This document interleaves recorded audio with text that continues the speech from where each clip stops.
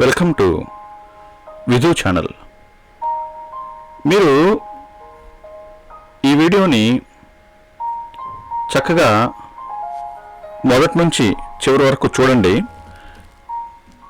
అందరికీ ఉపయోగపడే విషయాలు దీంట్లో చెప్పబోతున్నాం అనమాట. సో బీపీని చెక్ చేసుకునే వారి కోసం ముఖ్యంగా ఎవరైతే బీపీని రెగ్యులర్గా చెక్ చేసుకుంటూ ఉంటారో వాళ్ళు ఏ విధంగా చెక్ చేసుకోవాలి అని మంచి బెస్ట్ ప్రాక్టీసెస్ అనమాట. బెస్ట్ ప్రాక్టీస్ అంటే చక్కగా అందరూ ఫాలో అవ్వగలిగిన టిప్స్ అనమాట. సో బీపీని చెక్ చేసుకోవడం ఏముంది, మామూలుగా మా ఇంట్లో మెషిన్ ఉంది, దాన్ని పెట్టుకొని చెక్ చేసుకుంటాము, ఆ వాల్యూస్ చూసుకుంటూ ఉంటాము. సరే, ఆ బీపీని చెక్ చేసుకున్నప్పుడు వచ్చిన వాల్యూ అది చూసి కొన్నిసార్లు టెన్షన్ పడుతూ ఉంటారు కదా. ఆ వాల్యూస్ చూసినప్పుడు కొన్నిసార్లు టెన్షన్ వస్తూ ఉంటుంది, అమ్మో ఇంత ఉందా, ఇంత పెరిగిందా, అంతుందా, ఇంతుందా అని చెప్పేసి.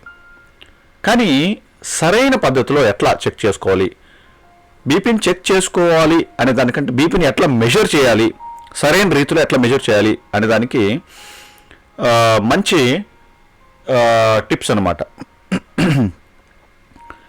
ఎప్పుడు కూడా బీపీని ఒక పర్టికులర్ వాల్యూ బేస్ మీద మనం కంక్లూడ్ చేయకూడదు, నిర్ణయించకూడదు. మన ఆరోగ్య పరిస్థితిని ఎప్పుడు కూడా ఒక పర్టికులర్ వాల్యూ, ఆ పర్టికులర్ డేటా పాయింట్ మీద దాన్ని బేస్ చేసుకుని మనము దాని మీద ఆధారపడి నిర్ణయానికి రాకూడదు అనమాట, ఏ నిర్ణయానికైనా సరే.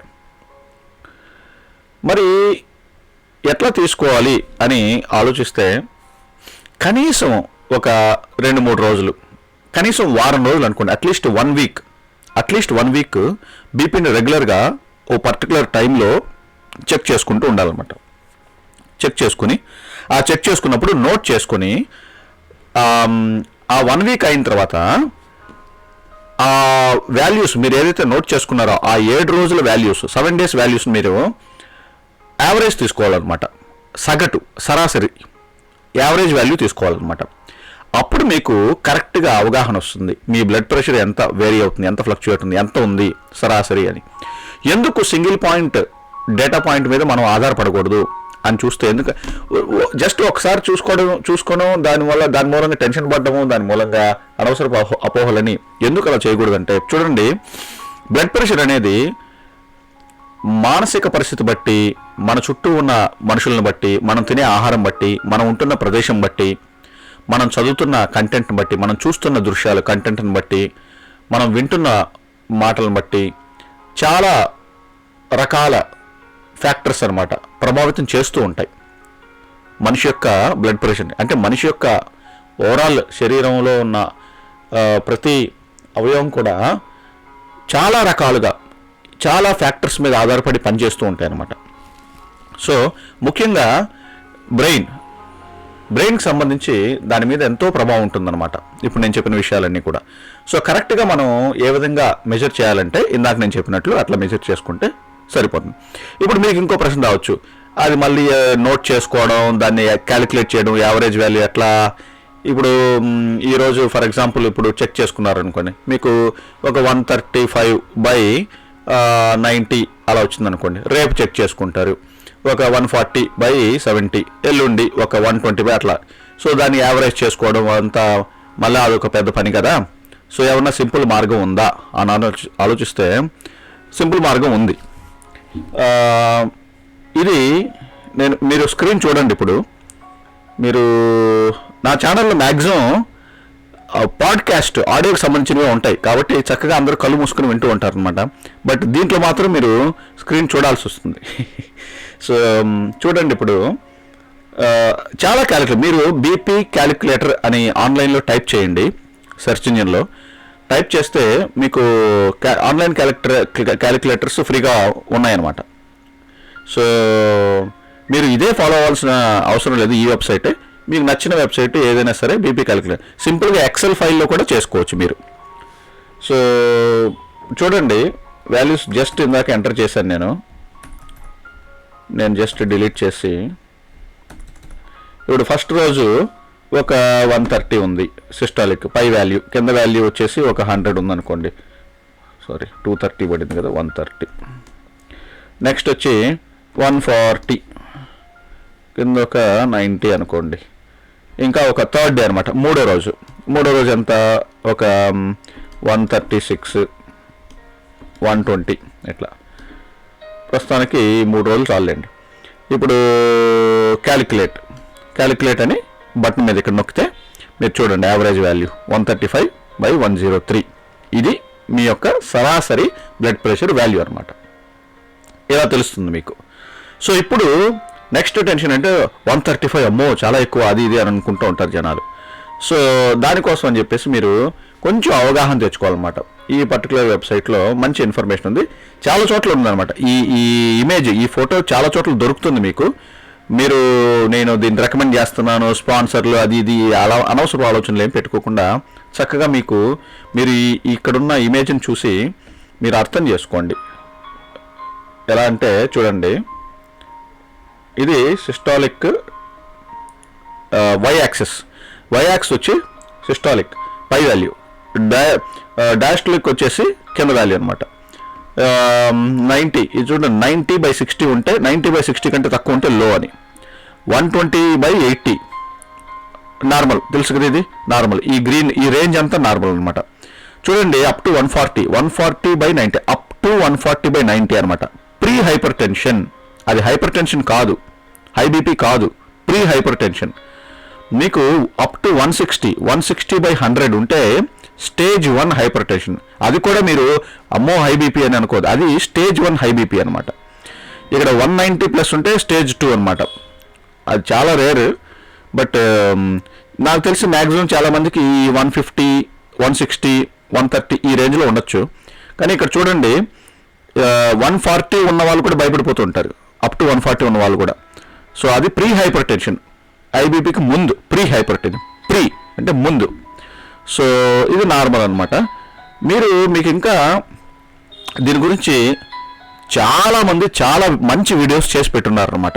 చాలామంది న్యాచురల్ సొల్యూషన్స్ ఫాలో అయ్యే వాళ్ళ గురించి మాట్లాడుతున్నాను నేను. న్యాచురల్ సొల్యూషన్స్, న్యాచురల్గా సాల్వ్ చేసుకుందాము అనే మనస్తత్వం కలిగిన వాళ్ళు, మంచి చక్కగా వీడియోస్ చాలామంది పెట్టున్నారు అనమాట. సో అవి కూడా మీరు చూసి అవగాహన తెచ్చుకోవచ్చు. సో ఇది ఇక్కడ నేను చెప్పాలనుకున్న విషయం. నెక్స్ట్ ఇంకో మంచి బెస్ట్ ప్రాక్టీసెస్ ఏంటంటే, మీరు చూడండి నేను ఇందాక చెప్పినట్లు బ్లడ్ ప్రెషర్ అనేది రకరకాల పరిస్థితుల మీద ఆధారపడి ఉంటుందని చెప్పాను కదా. మనం తింటున్న తిండి మీద, పీలుస్తున్న గాలి, ఉంటున్న వాతావరణం, నివసిస్తున్న మన చుట్టూ ఉన్న మనుషులు, మన జీవితాల్లో ఏమేమి జరుగుతుంది ఆ విషయాలు బట్టి, సో చాలా రకాలుగా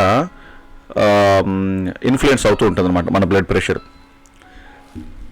మరి అలా ఇన్ఫ్లుయెన్స్ అవుతున్న బ్లడ్ ప్రెషర్ని మెడిటేషన్ ద్వారా తగ్గించుకోగలమా? హై బీపీని కానీ లో బీపీ కానీ మెడిటేషన్ ద్వారా రెగ్యులరైజ్ చేసుకోగలవా అని ఎట్లా తెలుసుకుంటాం? మెడిటేషన్ మనకు హెల్ప్ అవుతుందా లేదా అని ఎట్లా కనుక్కుంటాం? దానికి ఒక సింపుల్ టెక్నిక్, చిన్న టెక్నిక్, అది నేను ఫాలో అయ్యాను ప్రాక్టికల్గా. నేను చూసిన తర్వాత మీకు ఇలా చెప్పాలనిపించింది అనమాట. నేను వీడియో తీయలేదు, నేను చూసి దాన్ని రికార్డ్ చేసి వీడియో తీసి పెట్టాలంటే అదంతా టైం తీసుకుంటుంది కదా.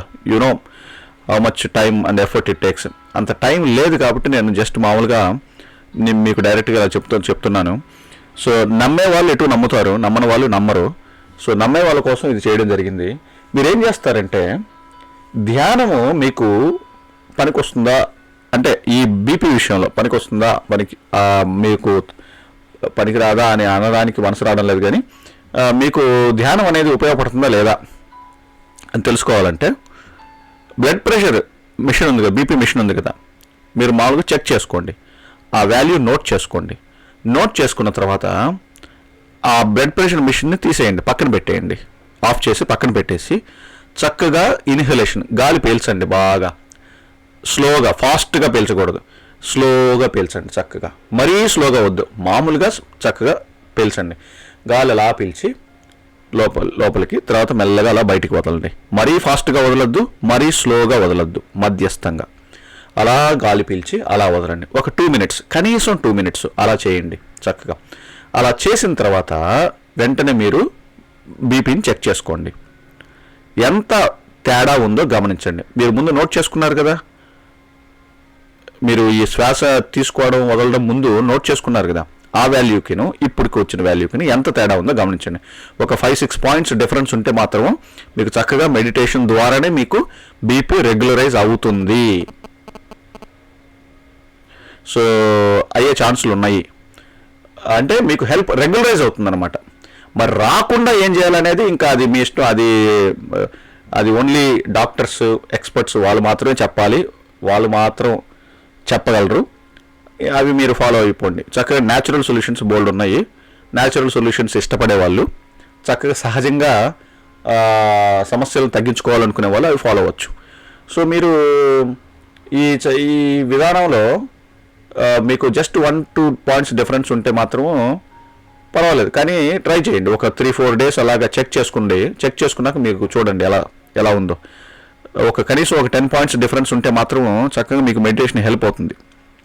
అంటే ధ్యానం అంటే శ్వాస మీద ధ్యాస.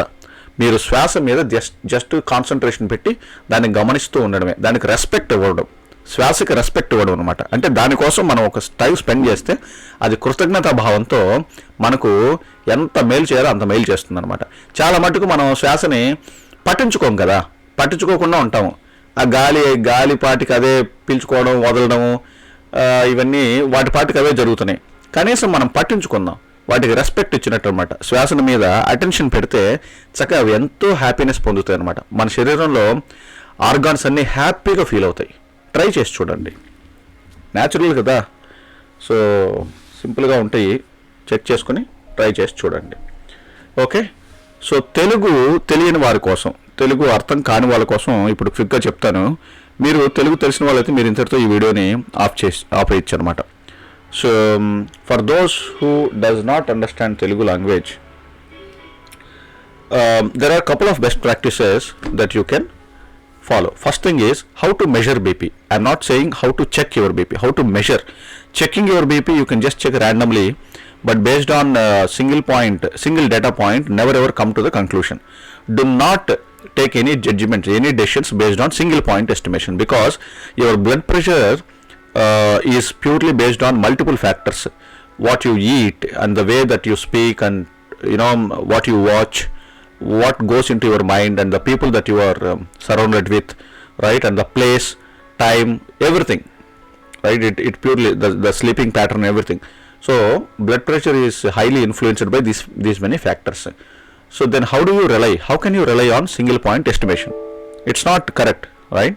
You can't take just one single data point and then start getting panic, right? That's not the right method. So recently I found a best method where you can take the average value of your blood pressure at least for 7 days, at least for 5 days, minimum 5 to 7 days. You can take the blood pressure, make a note of your blood pressure on daily basis, and then take the average, calculate the average of your blood pressure on 5th day or 7th day, right? So you can use Excel software for calculating, or a regular calculator in phone, mobile, right? Or there is a simple way to calculate also. You can just type BP calculator in internet. You can find so many free online calculators. I found recently this one, right? So this particular website, and here you can just enter first day. Let's say first day, this is the systolic value, this is the above value, this is the below value, and this is the numerator, denominator, right? This is the numerator, this is the denominator, this is the numerator, denominator, 3 days, and then just click on calculate, and then it will appear, average value appear. So that's the best way to measure what is the blood pressure for your body. Okay, that's the first best practice. The second best practice is when you test your blood pressure, right, any given day, after testing your blood pressure, BP, after checking your BP, just make a note of it. Then just remove that gadget, BP machine, just remove it, keep it aside, switch off it, and then take a deep breath, inhalation, right? Take a deep breath, inhalation slowly, not too fast, not too slow, average. But take a complete deep breath, inhalation, exhalation, inhalation, exhalation for at least 2 minutes. 2 minutes, right? Don't rush and don't take it too fast, don't take it too slow. Normal, regular. The important point here is concentrate on your breath, concentrate on your inhalation and exhalation process. Do this for 2 minutes, at least for 2 minutes, and then check your BP immediately, right? Check your BP and make a note. See the difference. If there is a significant difference between the previous value and now, then yes, meditation can help you, because just for 2 minutes of observing your own breath, right, is making or giving this much difference. Just imagine if you can practice meditation, if you can do this slow inhalation, slow exhalation, complete inhalation, complete exhalation process, or a proper, right, authentic way of doing meditation, how much it can regularize your BP, right? That you can understand. Clear? So thank you for listening and watching this video. I hope this is beneficial. These are very natural tips for those who rely on nature's solutions, natural solutions. This video is targeted for. Okay, thank you. And by the way, I forgot to show this one, right? I talked about this in Telugu version. So this one. So see, what are the specific ranges? How do we say, when do we say that it's a low BP, normal BP, high BP, and all these things? We generally, people, right, we all know that we either talk about low BP or normal or high BP. Only these three parameters we know. But actually, as per medical this thing, right, if you look at it, well, this picture you can find anywhere in the internet, right? It's the same thing, almost the same thing. So look at this. This is the y-axis, right? The vertical axis. This is the x-axis. This is the above value. This is the below value, right? Numerator value, denominator value.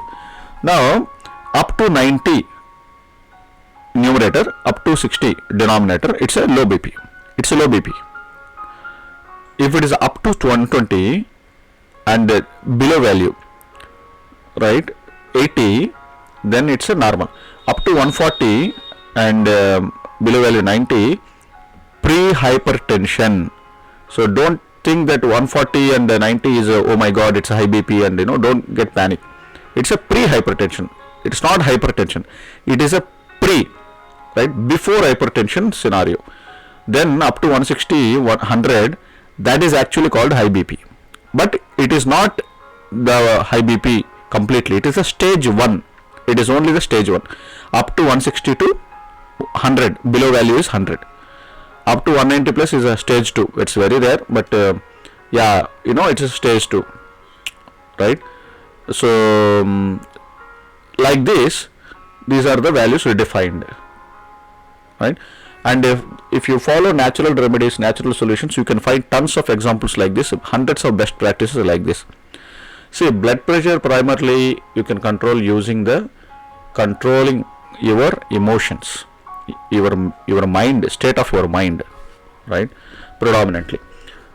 Okay, so thank you for watching. I wish you a very great day. Thank you.